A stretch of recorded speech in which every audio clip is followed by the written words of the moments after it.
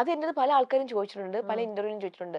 നമ്മളെ ലൊക്കേഷനിൽ ഇപ്പൊ തന്നെ അറിയാലോ അത് അതില് നമ്മുടെ സീരിയൽ ഇൻഡസ്ട്രിയിൽ എന്തെങ്കിലും മോശം അനുഭവങ്ങൾ ഉണ്ടായിട്ടുണ്ടോ എന്ന്. എനിക്കിതുവരെ അങ്ങനെ മോശം അനുഭവങ്ങൾ ഇപ്പൊ പണ്ടൊക്കെ അഭിനയിക്കുന്ന സമയത്ത് ഞാൻ വന്ന സമയത്ത് എനിക്ക് ഏറ്റവും കൂടുതൽ വിഷമം ഉണ്ടായ കാര്യം എന്ന് വെച്ചാൽ ഞാനും അമ്മയായിരുന്നു പൊക്കോണ്ടിരുന്നത്. നമ്മൾ ഫസ്റ്റ് കയറിയ സമയമാണല്ലോ. ആദ്യം കയറിയ സമയത്തൊക്കെ അച്ഛൻ കാറിൽ കൊണ്ടാക്കും. പിന്നെ പിന്നെ അച്ഛനെ വിളിച്ചുകൊണ്ട് വരാനും കൊണ്ടാക്കാനും ബുദ്ധിമുട്ടായിരുന്നു. ട്രിവാൻഡ്രത്ത് നിന്ന് അങ്ങ് പോകണമായിരുന്നു. അത് കഴിഞ്ഞ് ഞങ്ങൾ ബസ്സിലാണ് പൊക്കോണ്ടിരിക്കുന്നത്, KSRTC ബസ്സിൽ ഞാനും അമ്മയൊക്കെ ആയിട്ട്. പക്ഷെ ഇവർ ഞങ്ങളെ ലേറ്റ് ആയിട്ടാണ് വിടുന്നത്. ഞങ്ങളൊന്ന് കൊണ്ടാക്കിയോ, ഞങ്ങൾക്ക് ടീ തരുകയോ, ഞങ്ങളെ വഴിയിൽ ഇറക്കി അങ്ങ് വണ്ടിയിൽ ഇറക്കി വിടും. ഞങ്ങൾക്ക് പാതിരാത്രി 11 12 എനിക്ക് ഇപ്പോഴും ഓർമ്മയുണ്ട് ആ കാര്യങ്ങളൊക്കെ.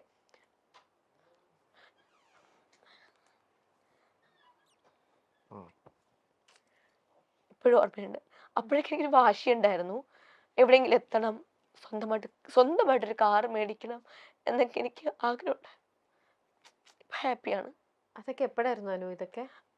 ഈ ഒരു ഫീൽഡിൽ കയറി എനിക്കിപ്പോഴും ഓർമ്മയുണ്ട്. ഞാനൊരു സീരിയൽ ചെയ്യുന്ന സമയത്തായിരുന്നു. ആ സീരിയലിന്റെ പേരൊന്നും പറയുന്നില്ല. സമയത്ത് പേയ്മെന്റ് ഇഷ്ടം കൊണ്ട് പോകുന്നതാണ്, ഭാഗ്യം കൊണ്ടാണ് വിളിക്കുന്നത്. പക്ഷെ ചെയ്യുന്നതെന്ന് വെച്ചാലേ നമ്മളെ ഒരു 10 11 മണിക്ക് ഈ പേരൂർക്കട തമ്പാനൂര് നമ്മളൊരു പേരൂർക്കട ഇറക്കി. അപ്പൊ ഞങ്ങൾക്ക് അങ്ങോട്ട് പോകുന്ന ഞങ്ങൾ ഇവിടെ ആര്യനാടായിരുന്നു. അവിടെ നിന്ന് 30 കിലോമീറ്ററാ.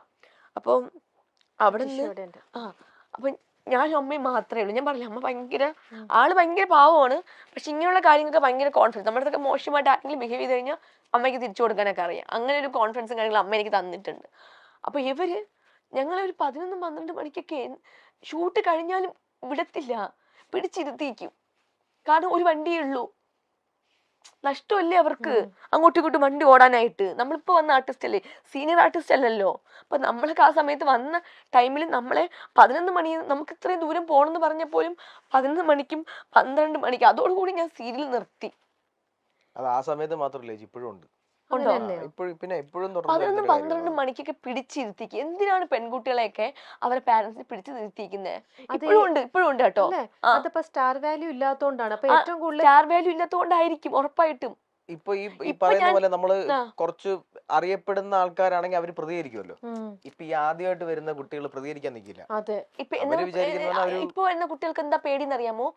ഈ പേടി തന്നെ, ഇപ്പൊ ഉള്ള കുട്ടികൾക്കുള്ള പേടിയൊന്നും എനിക്കും പറഞ്ഞു വിടുവോ, ഇനി കട്ട് ചെയ്ത് കളയോ, കൊന്നു കളയോ, ഇങ്ങനെയുള്ള കുറെ പേടികളുണ്ട് കുട്ടികൾക്കൊക്കെ.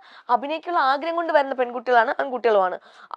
കുട്ടികളുടെ മാത്രമല്ല, ഇനിയിപ്പോ അമ്മ ക്യാരക്ടർ ആണെങ്കിലും ഇനി എന്ത് ക്യാരക്ടർ ആണെങ്കിലും. അപ്പൊ ഇവർക്കൊക്കെ ഒരു സീനായിരിക്കും ചെയ്യാൻ വേണ്ടി വരുന്നത്.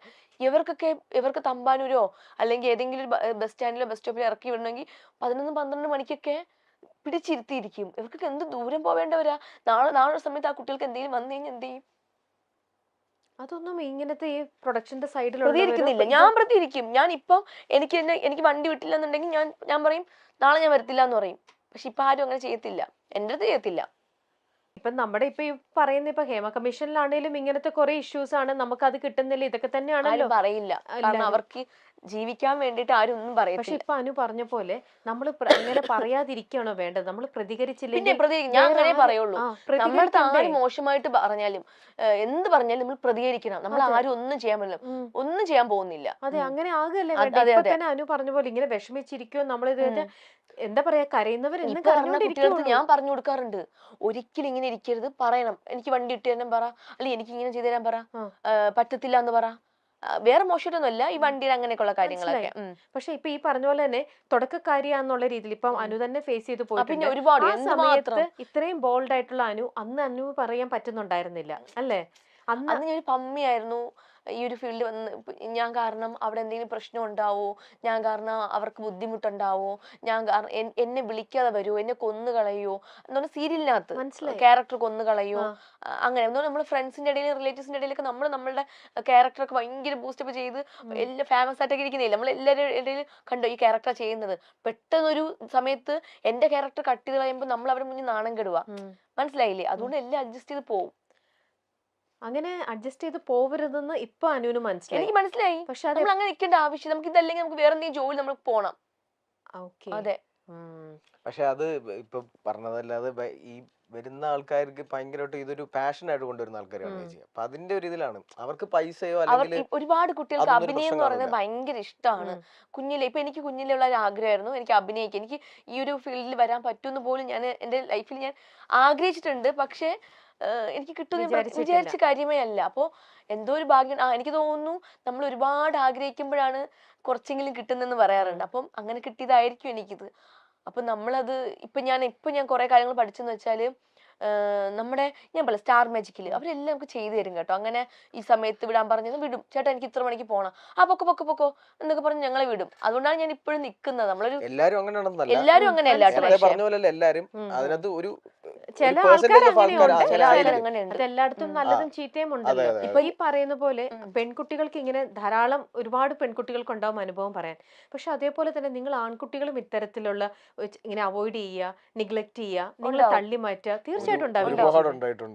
ജീവൻ അങ്ങനെ ഒരു അനുഭവം ഉണ്ടായിട്ടുണ്ട്, ഒരുപാട് ഉണ്ടായിട്ടുണ്ട്. ഞാൻ തുടങ്ങിയ സമയത്തല്ല, അത് മാത്രമല്ല ഞാനൊരു ജിംബൂമ എന്ന് പറഞ്ഞ ക്യാരക്ടർ ചെയ്ത് കഴിഞ്ഞ സമയത്ത് അപ്പൊ അത്യാവശ്യം ആൾക്കാർക്കൊക്കെ എന്നെ അറിയാം. അത് കഴിഞ്ഞിട്ട് ഒരു സീരിയൽ എന്നെ ഇങ്ങനെ വിളിക്കുന്നു. അപ്പൊ വിളിച്ച് അങ്ങനെ ഞാൻ ചെന്ന് കഴിഞ്ഞ അവിടെ ചെന്നപ്പോഴത്തേക്ക് എന്താന്നറിയത്തില്ല, അവർക്ക് എന്നെ വേണ്ട. പക്ഷെ അത് അവർക്ക് ഒന്ന് തുറന്നു പറയാനും എന്റെ അടുത്തൊരു പറ്റുന്നില്ല, നേരിട്ട് വന്ന് പറയാനൊരു മടി. അപ്പൊ കൺട്രോളറിന്റെ അടുത്തപ്പോ ഞാനിങ്ങനെ നോക്കുമ്പോ അവരിങ്ങനെ അവിടെ ഇവിടെയൊക്കെ സംസാരിക്കുന്നുണ്ട്. ഇങ്ങനെ ഇതിപ്പോ ഒരു കാര്യമാണ് ഞാൻ പറയുന്നത്, ഈ സംസാരിക്കുന്നുണ്ട് അങ്ങനെ ഇത് ശരിയാവും തോന്നുന്നില്ല, ക്യാരക്ടർ ശരിയാവും തോന്നുന്നില്ല എന്നുള്ള രീതിയിൽ സംസാരിക്കുന്നുണ്ട്. അപ്പൊ അവര് കൺട്രോളറിന്റെ അടുത്ത് വന്ന് പറയണം. അപ്പൊ ഇതിന് വേണ്ടിയിട്ട് നമ്മൾ കുറെ കാര്യങ്ങൾ ചെയ്യുന്നുണ്ടായിരിക്കും. ഈ ഒരു ക്യാരക്ടറിന് വേണ്ടി നമ്മൾ ഡ്രസ്സ് കുറെ പർച്ചേസ് ചെയ്യും. തീർച്ചയായിട്ടും നമ്മൾ അതിന് വേണ്ടിയിട്ട് ഒരുപാട് നമ്മുടെ മനസ്സിൽ ഒരുപാട് ആഗ്രഹങ്ങൾ ഉണ്ടായിരിക്കും. അങ്ങനെ ഒരുപാട് കാര്യങ്ങളുണ്ട്. അതുപോലെ തന്നെ വേറൊരു ഫേമസ് സീരിയലിന് വേണ്ടിയിട്ട് എന്നെ ടൈറ്റിൽ ക്യാരക്ടറിന് വേണ്ടിയിട്ടാണ്. അപ്പൊ ചെന്ന് കഴിഞ്ഞപ്പോഴത്തേക്ക് അവർക്ക് പ്രശ്നം ഹൈറ്റ് ആണ്. അപ്പോൾ അവിടെ ലൊക്കേഷനിൽ എത്തി ഞാൻ മേക്കപ്പ് ചെയ്ത് ഡ്രസ്സെല്ലാം കോസ്റ്റ്യൂം എല്ലാം ചേഞ്ച് ചെയ്ത് അവിടെ വന്നതിന് ശേഷമാണ് ഇവർ ഈ ഹൈറ്റിന്റെ കാര്യം പ്രശ്നമായിട്ട് വരുന്നത്. അപ്പൊ അവിടെ വെച്ച് ഇത് കണക്കൊരു സംസാരം ഉണ്ടാകുന്നുണ്ട്.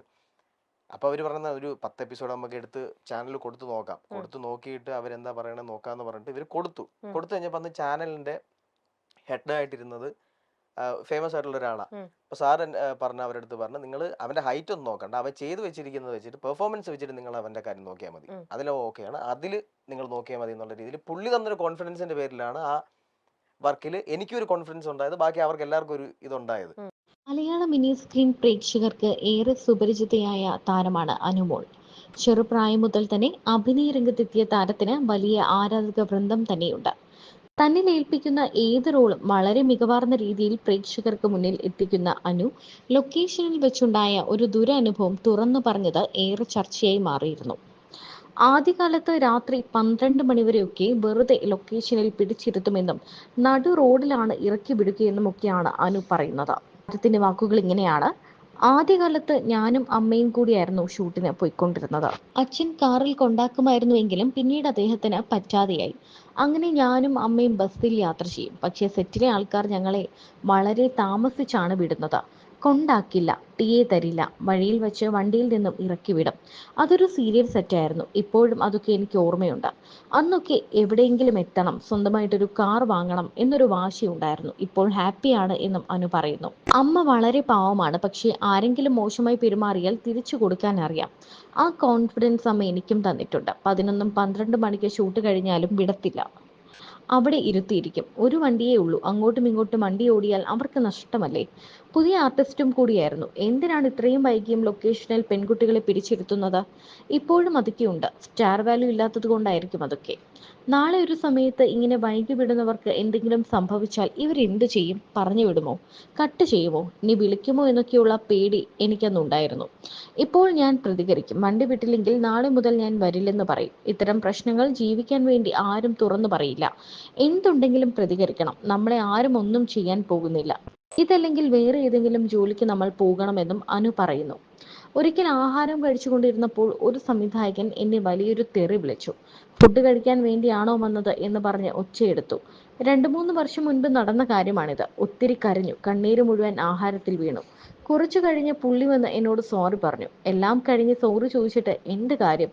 അതോടുകൂടി താൻ സീരിയൽ നിർത്തിയെന്നും അനു കൂട്ടിച്ചേർത്തു.